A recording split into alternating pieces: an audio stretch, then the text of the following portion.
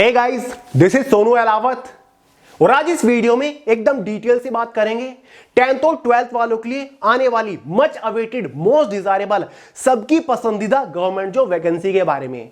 जी हां दोस्तों, मैं बात कर रहा हूं आने वाली एसएससी एमटीएस हवलदार रिक्रूटमेंट 2024 के बारे में। देखिए दोस्तों, अगर आप सेंट्रल गवर्नमेंट की बड़ी बड़ी मिनिस्ट्रीज और डिपार्टमेंट ज्वाइन करना चाहते हो जस्ट आफ्टर 10th, तो इससे ग्रैंड अपॉर्चुनिटी आपके लिए कोई और हो ही नहीं सकती और ये ग्रैंड अपॉर्चुनिटी फिलहाल जस्ट आपके हाथ में ही है।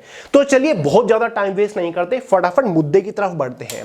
देखिए दोस्तों, आगे इस वीडियो में मैं आपको इस रिक्रूटमेंट का complete detail selection procedure step by step समझाऊंगा। एज लिमिट, एजुकेशन क्वालिफिकेशन की मिनिमम रिक्वायरमेंट के बारे में बात करेंगे, इवन फिजिकल एलिजिबिलिटी क्राइटेरिया को भी डिस्कस करेंगे। साथ ही दोस्तों इसके एग्जाम पैटर्न को डिटेल के साथ डिस्कस करेंगे। इसके एग्जाम का complete detail syllabus subject wise topic wise PDF form में आपको प्रोवाइड करा के जाऊंगा। साथ ही दोस्तों एक्सपेक्टेड कट ऑफ के बारे में बात करेंगे। लास्ट ईयर कट ऑफ क्या थी, इस बार कट ऑफ क्या जा सकती है, सिलेक्शन होने के बाद इनिशियल इनहैंस सैलरी आपको क्या मिलेगी, कौन सी पोस्ट के ऊपर डिटेल के साथ डिस्कस करूंगा। पूरा सैलरी स्ट्रक्चर आपको समझा के जाऊंगा क्योंकि दोस्तों इस बार सैलरी आपको काफी बढ़िया देखने को मिलने वाली है in comparison of previous year. Exam centres, job location, job profile और सबसे इंपॉर्टेंट प्रमोशंस अपॉर्चुनिटी के बारे में बात करेंगे। यानी कि फिलहाल इस पोस्ट के ऊपर सिलेक्शन होने के बाद कितने टाइम बाद कौन सी पोस्ट के ऊपर आपको प्रमोशन मिलेगा, प्रमोशंस की क्या क्या पैरामीटर्स हैं। तो चलिए दोस्तों फटाफट वीडियो शुरू कर लेते हैं। जैसे कि मैंने आपको स्टार्टिंग में बताया, ये रिक्रूटमेंट हर साल निकल के आती है एसएससी स्टाफ सिलेक्शन कमीशन के थ्रू। एमटीएस और हवलदार की रिक्रूटमेंट है, ठीक है। दो हमारी अलग अलग पोस्ट निकलती है। एमटीएस का मतलब होता है मल्टीटास्किंग स्टाफ। कौन कौन से सेंट्रल गवर्नमेंट लेवल के डिपार्टमेंट और मिनिस्ट्रीज के अंदर एमटीएस की पोस्ट के ऊपर वैकेंसी निकलती है, ये मैं आपको जस्ट आगे अभी बता रहा हूं। पहले कुछ बेसिक डिटेल्स ले लेते हैं। देखिए दोस्तों, चाहे हमारी एमटीएस की पोस्ट हो या फिर हवलदार की पोस्ट हो, दोनों ही पोस्ट हमारी ग्रुप सी की पोस्ट है। ऑल इंडिया की वैकेंसी है, मेल और फीमेल दोनों ही कैटेगरी कैंडिडेट फॉर्म अप्लाई कर सकते हैं। टोटल नंबर ऑफ वैकेंसीज इस बार दोनों पोस्ट को कंबाइन करके 7000 के आसपास देखने को मिलेगी। 2021 से पहले भी 7 से 8000 वैकेंसीज निकला करती थी अकेले एमटीएस की पोस्ट के ऊपर। 2021 में अराउंड 7000 वैकेंसीज थी। 2022 में अराउंड 12000 वैकेंसीज थी। लास्ट ईयर वैकेंसीज काफी कम देखने को मिली, 1558 ही वैकेंसीज थी। लेकिन इस बार आपको लगभग 7000 के आसपास वैकेंसीज देखने को मिलेगी, यानी कि वैकेंसीज इस बार काफी ठीक ठाक रह सकती है। देखिए दोस्तों, form fees general, OBC, EWS वालों के लिए 100 रुपए चार्ज किए जाते हैं। एसटी, एससी, पीएच, फीमेल्स के लिए यहां पर कोई भी फॉर्म फीस चार्ज नहीं किए जाते। इस बार फॉर्म कब से स्टार्ट हो रहे हैं, एग्जाम कब कंडक्ट कराया जाएगा, सारी जानकारी आगे मैं आपको दे रहा हूं। पहले कुछ बेसिक इंफॉर्मेशन के बारे में बात कर लेते हैं। सबसे पहला सवाल तो यही है कि भैया अगर हम एमटीएस या फिर हवलदार की पोस्ट को क्रैक कर लेते हैं तो कौन कौन से डिपार्टमेंट या फिर मिनिस्ट्रीज के अंदर हमारी पोस्टिंग होगी। देखिए दोस्तों, एमटीएस की पोस्ट को क्रैक करने के बाद आपको इनकम टैक्स डिपार्टमेंट के अंदर पोस्टिंग मिल सकती है। मिनिस्ट्री ऑफ एक्सटर्नल अफेयर आपको देखने को मिलता है। Election commission of India, ministry of home affairs, enforcement directorate मतलब ED, press information bureau, telecommunication, department of science and technology, cabinet secretary, department of revenue, central secretariat, ministry of health and family welfare, civil aviation, MSME, consumer affairs, central board of direct taxes, central board of excise and customs, controller and auditor general, labour bureau, ministry of defence, parliamentary affairs, CBIC मतलब central board of indirect taxes and custom, CBN central bureau of narcotics. हवलदार की post को crack करने के बाद आपको CBIC, CBN, CGST, service tax, customs, narcotics, central excise जैसे department देखने को मिलते हैं। दोनों पोस्ट हमारी एक साथ निकलती हैं। आपको दोनों पोस्ट के लिए अलग अलग फॉर्म अप्लाई करने की जरूरत नहीं होती, एक साथ ही आपको फॉर्म अप्लाई करना होता है। अब देखिए दोस्तों, जो लोग ये सोचते हैं ना कि एमटीएस की छोटी पोस्ट है, कम सैलरी मिलती है, छोटी जॉब है, 10th लेवल की ही तो पोस्ट है, तो उनको मैं बताना चाहूंगा जस्ट आफ्टर 10th ही इस रिक्रूटमेंट के थ्रू आप डायरेक्टली मिनिस्ट्री ऑफ डिफेंस को ज्वाइन कर सकते हो, आप मिनिस्ट्री ऑफ एक्सटर्नल अफेयर को ज्वाइन कर सकते हो, आप इलेक्शन कमीशन ऑफ इंडिया को ज्वाइन कर रहे हो। तो ये छोटी अपॉर्चुनिटी नहीं है। Just after 10th central government के इतने बड़े बड़े डिपार्टमेंट्स और मिनिस्ट्री ज्वाइन करने का मौका आपको ये अकेली रिक्रूटमेंट देती है। और बात रही सैलरी की, तो सैलरी की तो आप पूछो ही मत, क्योंकि सैलरी में इस बार आपको काफी जबरदस्त उछाल देखने को मिल रहा है। जस्ट आफ्टर 10th इतनी बढ़िया सैलरी आपको मिल सकती है, आप सोच ही नहीं सकते। देखिए दोस्तों, आगे बढ़ने से पहले एक बार प्रीवियस ईयर के डेटा पे नजर डाल लेते हैं, क्योंकि इस बार इसी वजह से एमटीएस की रिक्रूटमेंट सबसे खास बनी हुई है। क्योंकि दोस्तों इसका सिलेक्शन प्रोसीजर बहुत ही फास्ट चलता है। लास्ट ईयर का डेटा आप देखिए, फॉर्म की लास्ट डेट थी 21 जुलाई 2023। एग्जाम कंडक्ट करा लिया गया 1 से 14 सितंबर 2023 के बीच में। फाइनल रिजल्ट जारी कर दिया गया 18 दिसंबर 2023, यानी कि फॉर्म अप्लाई करने के 4 से 5 महीने के अंदर ही आपको फाइनल सिलेक्शन मिल गया था, आपकी फाइनल ज्वाइनिंग हो चुकी थी। तो अगर आपको फास्ट सिलेक्शन चाहिए, आपको जल्दी से जल्दी एक अच्छी गवर्नमेंट जॉब चाहिए, तो ये आपके लिए गोल्डन अपॉर्चुनिटी से कम नहीं है, मिस मत कर दीजिएगा इस बार। बात कर लेते हैं कुछ एलिजिबिलिटी क्राइटेरिया के बारे में। देखिए दोस्तों, एज लिमिट 18 से 25 साल, 18 से 27 साल रहती है। यहां पर जनरल वालों की मैं बात कर रहा हूं। ओबीसी और एसटी/एससी वालों को एज में रिलैक्सेशन देखने को मिल जाता है। ओबीसी वालों को 3 साल का मिलता है, एसटी/एससी वालों को 5 साल का एज के अंदर रिलैक्सेशन देखने को मिलता है। एजुकेशन क्वालिफिकेशन कोई खास ज्यादा नहीं है। अगर आपने 10th पास कर रखा है तो भाई आप एसएससी, एमटीएस और हवलदार दोनों ही पोस्ट के लिए एलिजिबल है, आप इजीली फॉर्म अप्लाई कर पाओगे। फाइनली बात कर लेते हैं सिलेक्शन प्रोसीजर के बारे में, यानी कि जब आप इस वैकेंसी के लिए ऑनलाइन फॉर्म अप्लाई कर दोगे, फाइनल सिलेक्शन लेने तक आपको किस किस स्टेज से होकर गुजरना पड़ेगा। एमटीएस की पोस्ट के ऊपर आपको केवल और केवल एक सिंगल स्टेज से होकर गुजरना पड़ेगा।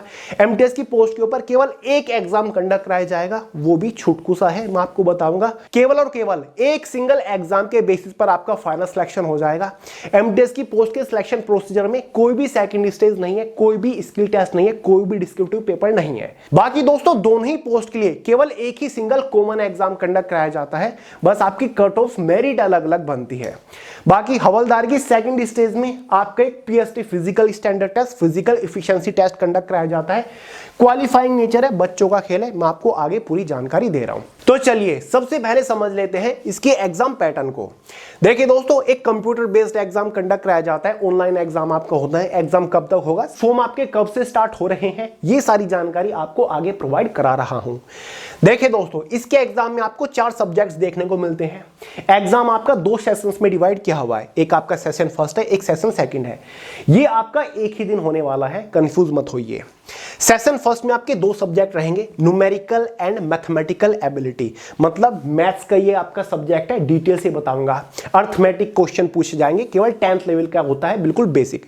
20 क्वेश्चन आएंगे मैथमेटिक्स से। एक क्वेश्चन के लिए इस एग्जाम में 3 नंबर दिए जाते हैं, इसलिए ये 20 क्वेश्चन 60 नंबर के अंदर आएंगे। क्लियर है। दूसरा सब्जेक्ट सेशन फर्स्ट में reasoning ability and problem solving है, वही जो आप जनरल इंटेलिजेंस रीजनिंग पढ़ते हो। सिंपल टॉपिक्स आपको बताऊंगा, सिलेबस डिस्कस करूंगा। 20 क्वेश्चंस आते हैं 60 नंबर के अंदर ही। क्लियर है।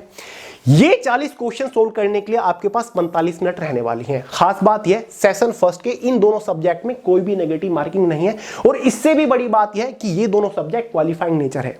मतलब इन दोनों सब्जेक्ट में जो मार्क्स ऑब्टेन होंगे वो फाइनल कट ऑफ को इफेक्ट नहीं करेंगे, फाइनल मेरिट में वो मार्क्स ऐड नहीं होंगे। जस्ट आपको क्वालिफाई करना है। क्वालिफाई करने के लिए सेशन फर्स्ट में आपको कितने नंबर लेकर आने हैं वो भी मैं आपको बताऊंगा, वो तो अपने आप में बच्चों का खेल है ही।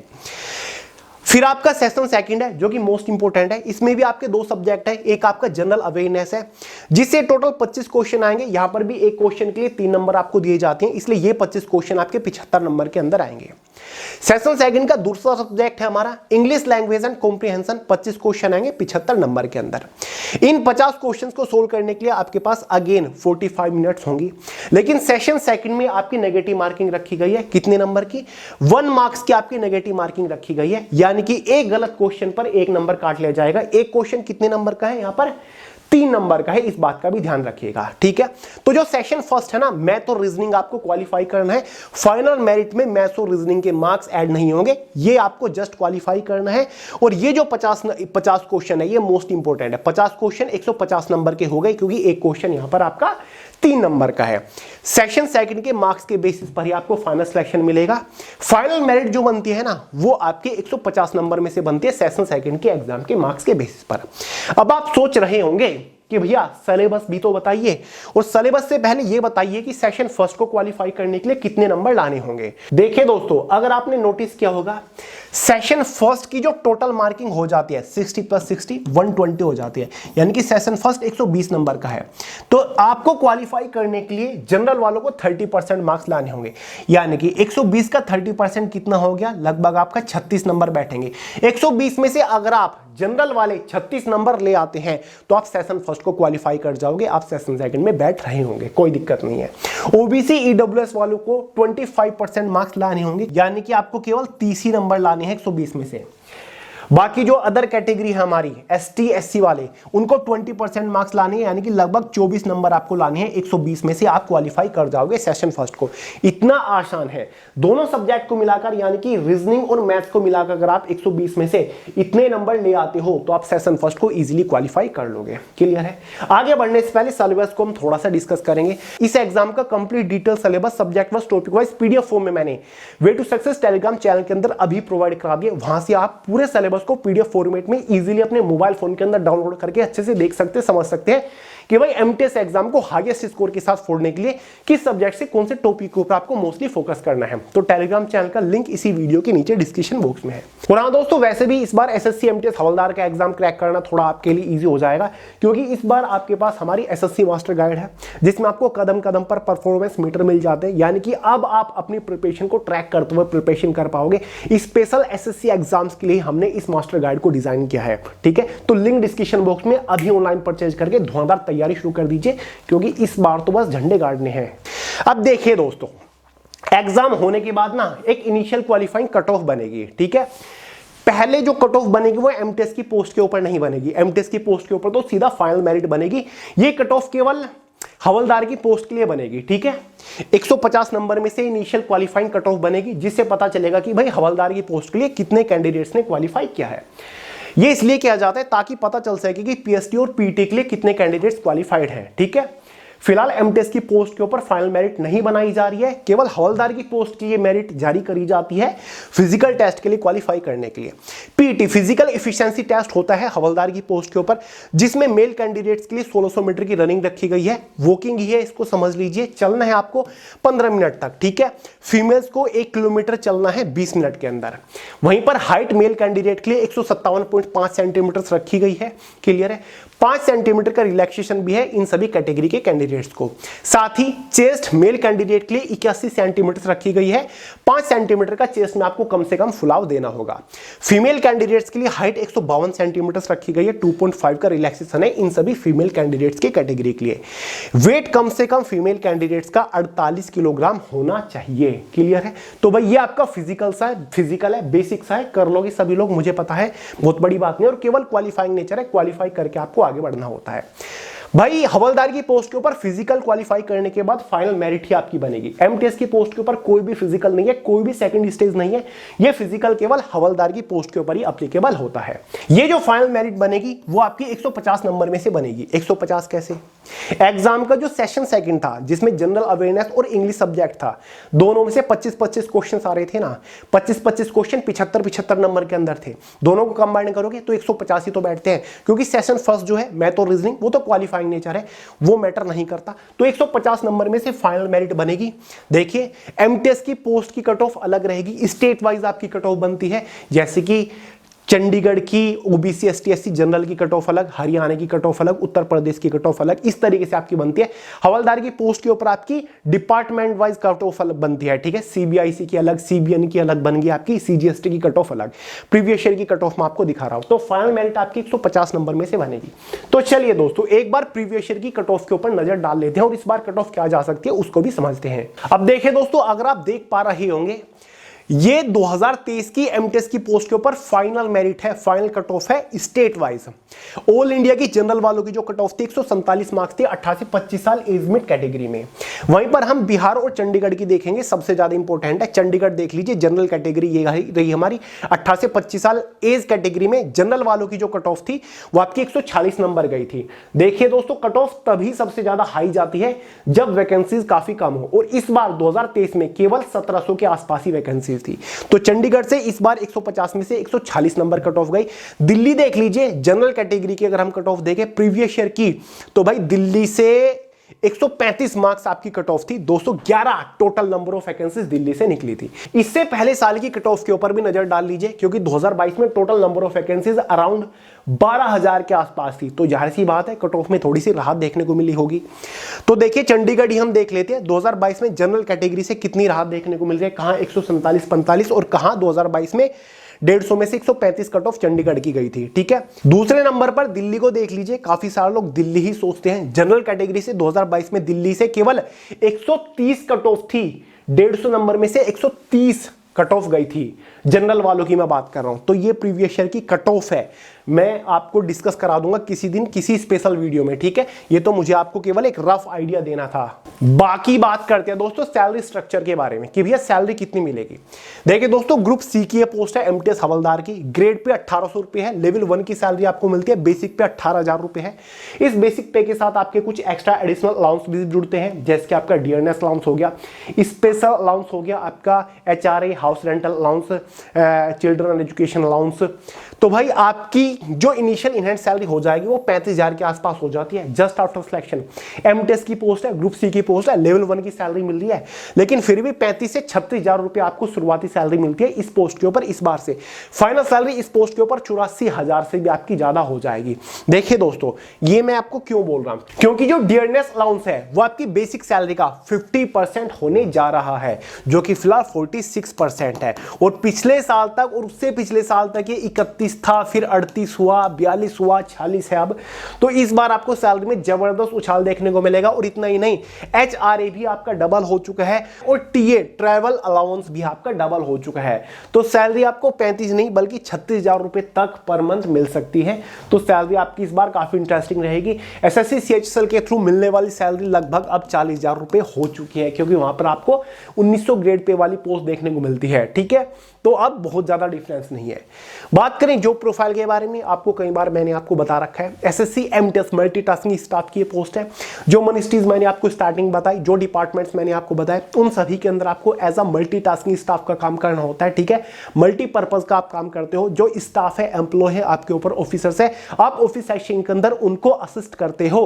असिस्ट करने का काम होता है। कई बार आपको कंप्यूटर का बेसिक काम भी करना होता है। डेटा मेंटेन, डेटा रिकॉर्ड का काम आपका होता है। साथ ही फाइलिंग रिलेटेड आपका काम होता है, फाइल मेंटेन या फिर फाइल डेस्क टू डेस्क ले जाने का काम आपका होता है, ठीक है। तो ये जो ऑफलाइन रिकॉर्ड्स हैं ये आपको मेंटेन करने होते हैं, ये आपके हाथ में होते हैं, ठीक है। और भी जो ऑफिस सेक्शंस के कुछ बेसिक काम होते हैं वो आपके हाथ में होते हैं। बस ये समझ लीजिए आपको एज अ असिस्टेंट के तौर पर काम करना होता है ऑफिस सेक्शन के अंदर मोस्टली, ठीक है। बाकी हवलदारी की पोस्ट की जॉब प्रोफाइल के बारे में अगर हम बात करें, आपके department CBIC, CBN, CGST, service tax, custom, narcotic, central excise जैसे डिपार्टमेंट के अंदर डिसिप्लिन बनाए रखना, डिसिप्लिन मेंटेन रखना, रूल रेगुलेशंस बनाए रखने का काम आपका होता है। ये सारी रिस्पॉन्सिबिलिटी आपके ऊपर होती है। जॉब लोकेशन आपकी चॉइस के ऊपर डिपेंड करती है। जिस भी स्टेट से आप फॉर्म अप्लाई करोगे, फाइनली उसी स्टेट में आपकी जॉब लोकेशन रहने वाली है, ठीक है। तो नोटिफिकेशन में सारी जानकारी रहती है। जब आप इसको ऑनलाइन फॉर्म अप्लाई करते हो, आपके पास सारी इंफॉर्मेशन रहती है कि भैया एमटीएस की ये पोस्ट यहां से निकल रही है, हवलदार की ये पोस्ट इस स्टेट के इस शहर से, यहां पर इतनी वैकेंसीज है। तो फॉर्म अप्लाई करते टाइम आपके पास ऑप्शन रहता है जहां पर आप अपनी चॉइस के अकॉर्डिंग जॉब लोकेशन को प्रेफरेंस भी दे सकते हो। Exam centres all over India के अंदर रहते हैं। फॉर्म अप्लाई करते टाइम आपके पास एक ऑप्शन रहता है जहां पर अपनी चॉइस के अकॉर्डिंग किन्हीं 3 एग्जाम सेंटर्स को, एग्जाम सिटीज को आप प्रेफरेंस दे सकते हो। प्रमोशंस अपॉर्चुनिटी काफी बेहतरीन है। एमटीएस की पोस्ट के बाद आपको एलडीसी की पोस्ट के ऊपर प्रमोशन मिलता है, या फिर जूनियर असिस्टेंट की पोस्ट के ऊपर भी कई बार आपको प्रमोशन देखने को मिलते हैं, ठीक है। कम से कम 6 ईयर एज अ एमटीएस की पोस्ट के ऊपर आपको काम करना पड़ेगा।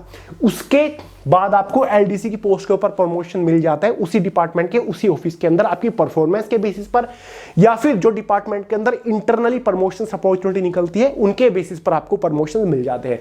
पहले 8-8, 10-10 साल में प्रमोशन मिलते थे, लेकिन अब प्रमोशन फास्ट हो चुकी है। अब 5 से 6 साल के अंदर आपको प्रमोशन देखने को मिल जाएगा अपर पोस्ट के ऊपर, ठीक है। हवलदार की पोस्ट के बाद आपको सीनियर हवलदार या फिर हेड हवलदार की पोस्ट के ऊपर प्रमोशन मिल जाता है, जो कि एक अपर लेवल की पोस्ट होती है, ठीक है। जो अपर लेवल की रैंक है उनके ऊपर आपको प्रमोशन मिल जाता है। टाइम आपका इतना ही लगता है, 5 से 6 साल आपका प्रमोशन में लगता है। क्लियर है? तो भाई ये अपॉर्चुनिटी आपके लिए आ रही है कब? सबसे इंपॉर्टेंट सवाल तो यही है। देखिए दोस्तों, इस बार एसएससी एमटीएस की वैकेंसी के लिए जो ऑनलाइन फॉर्म स्टार्ट हो रहे हैं वो 7 मई 2024 से हो रहे हैं according to SSC official annual exam calendar. 7 मई से एसएससी एमटीएस की वैकेंसी आ जाएंगी। लास्ट डेट जो रखी गई है वो 6 जून 2024 रखी गई है। अपनी तरफ से नहीं बता रहा हूं, एसएससी का जो एनुअल एग्जाम कैलेंडर है उसमें ही जानकारी दे रखी है, ठीक है। एग्जाम डेट आपका जुलाई अगस्त 2024 है। जुलाई और अगस्त महीने के अंदर आपका एग्जाम कंडक्ट कराया जाएगा। वेरियस शिफ्ट में आपका एग्जाम होता है, 15 से 20 दिन तक आपका एग्जाम कंडक्ट कराया जाता है।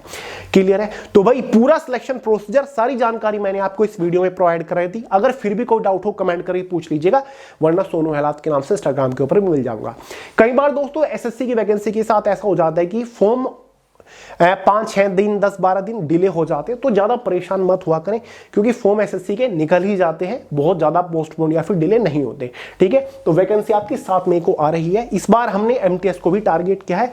बहुत सारी exam oriented videos, exam oriented superfast marathon lectures provide करूंगा आपको। एग्जाम को क्रैक करने की स्ट्रेटजी, बेस्ट टाइम टेबल आपको प्रोवाइड करूंगा, टॉप स्कोरिंग टॉपिक्स, साथ ही इंग्लिश के लिए भी इस बार हमने कुछ स्पेशल सोचा है, जल्दी ही चैनल के ऊपर अनाउंसमेंट होगी। तो दोस्तों चैनल के ऊपर बने रहिए लगातार। तो चलिए इस वीडियो में इतना ही रखते हैं। वीडियो पसंद आई हो लाइक करेगा, दोस्तों के साथ शेयर करेगा, चैनल को सब्सक्राइब करना मत भूलिएगा। मिलते हैं अगली वीडियो में बहुत ही जल्द, तब तक के लिए जय हिंद।